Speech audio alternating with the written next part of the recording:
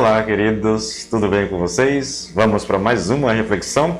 Me permita começar novamente lendo Romanos 1,16.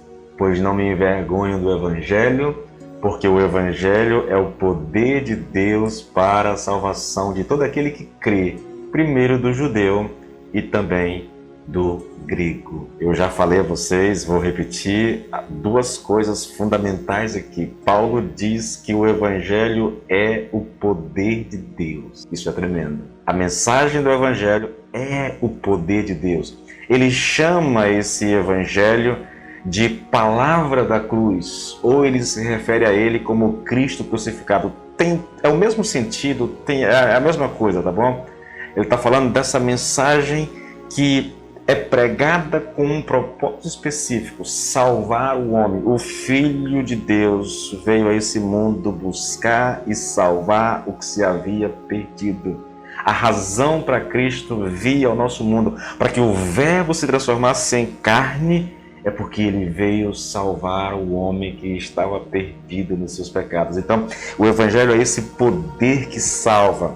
O Evangelho é esse poder que liberta, esse poder que transforma, tá bom? É por isso, querido, que nós não podemos tirar o foco do Evangelho. Eu falei numa mensagem anterior aqui a respeito da prosperidade, né? É quando o homem tira o foco do Evangelho e ele coloca esse foco na prosperidade.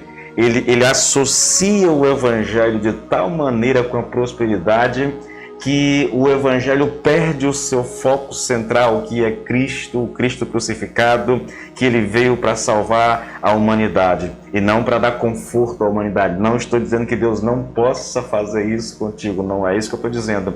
Eu só estou dizendo que esse não é a prioridade do Evangelho. Hoje eu quero abordar uma outra questão, queridos. O Evangelho que Paulo anuncia aqui é o poder de Deus para a salvação e não um Evangelho centralizado em milagres e prodígios. Eu quero que você entenda rapidinho o que eu estou querendo dizer aqui, tá bom, queridos? Nós temos presenciado pelas redes sociais, pelas mídias, pelos canais de televisão, essa promoção exagerada de milagres em igrejas A e B e I. Há uma propaganda muito grande desse negócio todo e parece que a mensagem do Evangelho só tem um foco, que é operar sinais, maravilhas, fazer prodígios e tudo mais, tá? Eu tenho algumas crenças a respeito disso, não vou entrar nos detalhes aqui, tá bom? Talvez num outro vídeo eu fale mais sobre isso, mas eu queria novamente, como eu fiz no vídeo anterior, trazer uma fala do Hernán Dias Lopes a respeito disso, desse desfoque do Evangelho, tá bom? Quando o homem tira o foco daquilo que é essencial, primordial, e coloca esse foco em uma coisa periférica. Hernán Dias Lopes diz assim: há muitos falsos obreiros que pregam o Evangelho apenas para aliviar a dor do corpo e não para sarar as enfermidades da alma. Está falando de cura física e não de salvação da alma. Pregam cura e não arrependimento, milagres e não fé salvadora. Pregam sobre os supostos direitos que o homem tem e não sobre a necessidade de esse mesmo homem se arrepender. Precisamos reafirmar com toda a convicção que Deus realiza milagres, pois Ele é o mesmo ontem, hoje e eternamente. Que isso fique bem claro. A reflexão de hoje não tem nada a ver, querido, em dizer que Deus não possa fazer isso ou aquilo, que Ele não possa operar um sinal aqui. Não tem nada a ver com isso, tá bom? Eu tenho dito, eu falei à igreja sobre isso recentemente, eu particularmente já experimentei essa alegria de ver Deus curar uma pessoa, pegar uma pessoa que estava há 8 anos vivendo à base de remédio para dormir e depois de uma oração, Deus curar completamente aquela pessoa e ela não precisar mais de remédio. Então eu creio, Deus pode fazer isso. A questão não é essa, tá bom? A questão não é essa. Eu quero que você entenda. Eu estou falando de você pegar a mensagem do Evangelho e canalizar toda ela para essa questão da cura, da operação de milagres. Esse é o problema que eu estou combatendo aqui, tá bom? Porém, o Evangelho não é constituído apenas de milagres, né? O milagre pode abrir portas para o Evangelho, mas não é o Evangelho. As pessoas que mais viram milagres foram as gerações mais incrédulas. Eu vou falar disso agora, tá bom, querido? Eu vou aproveitar a fala do Hernán Dias Lopes para tratar disso, tá bom? Olha só, repetindo, as pessoas que mais viram milagres foram as gerações mais incrédulas. As 3 gerações que mais viram prodígios na história foram as pessoas que viveram nos dias de Moisés, de Elias e dos apóstolos. Vou terminar a leitura, depois eu volto para cá, tá bom? Essas 3 gerações se renderam à incredulidade. O milagre em si não é suficiente para converter o pecador. Somente o Espírito Santo pode fazê-lo. Depois do estupendo milagre do Pentecoste, o povo ficou cheio de ceticismo, preconceito e zombaria. Mas quando Pedro se levantou para pregar a palavra, os corações se derreteram. Jesus não veio ao mundo apenas com o propósito de aliviar a dor do corpo. Ele veio para salvar o homem do pecado e da ira vindoura.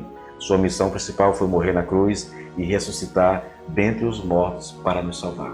Então eu quero focar aqui naquilo que Hernandes Lopes já disse aqui, mas eu quero trazer isso com alguns detalhes. Deixa eu só ver aqui o meu tempo, tá bom? Para a gente não fugir muito do tempo. Isso. Olha, eu tenho ensinado uma coisa na igreja. Eu não vou falar de 3 gerações, eu não vou entrar aqui no tempo de Eliseu. Eu vou citar os 2 fatos mais conhecidos da Bíblia e onde houveram as maiores manifestações de sinais da glória, do poder de Deus, de uma forma estupenda, que é quase que, na verdade, boa parte da teologia liberal nega isso peremptoriamente, entendeu? Não acredita de forma alguma que houveram milagres. Mas vamos lá. Quando Deus tira o povo do Egito, a operação de Deus, o agir de Deus para tirar o povo do Egito e conduzi-lo à Terra Prometida, aquela geração foi a geração que mais viu o poder de Deus agindo de uma forma que é quase que incompreensivelmente humana. Pense nas pragas do Egito. Pense aí, querido, no mar se abrindo,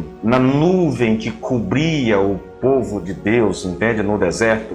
De dia, uma nuvem escura protegendo do sol, dando direção e protegendo do sol. De noite, uma nuvem que aquecia o povo. Imagine no deserto, o frio que arrebenta, né? Um frio assim, estonteante, e uma nuvem de fogo aquecendo o povo e dando direção a eles. Esse povo experimentou a água brotar da rocha, viu a comida vindo do céu, viu a terra se abrindo, viu coisas inimagináveis. Nós acreditamos porque está na Escritura. E, no entanto, aqui um fato estarrecedor, mas profundamente estarrecedor. 403.500 homens saíram do Egito com a idade de 20 anos para cima. Dessas pessoas, apenas 2 entraram na terra prometida.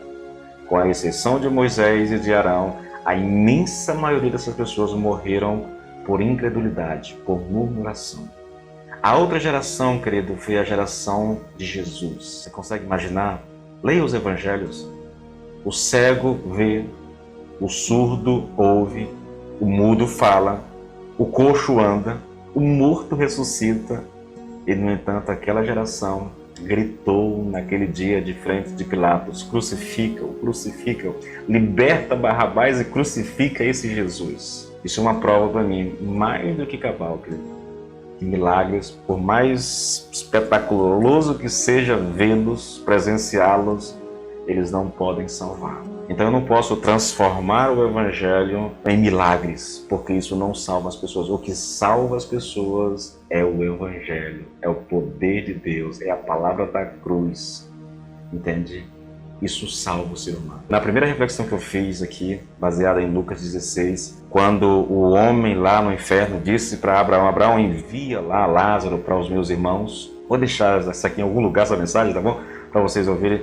Envia lá Lázaro para falar para os meus irmãos, para pregar para os meus irmãos, porque os meus irmãos verem Lázaro que voltou dos mortos, eles vão crer. E Abraão disse para aquele homem: olha, eles têm a palavra, eles têm a palavra de Deus. Se eles não crerem na palavra de Deus, não adianta um morto voltar. Eles também não vão crer. Você percebe a loucura disso, queridos? Creia em Jesus Cristo. Ele é o Filho de Deus, que deu a sua vida para te salvar. Tá bom? Deus te abençoe.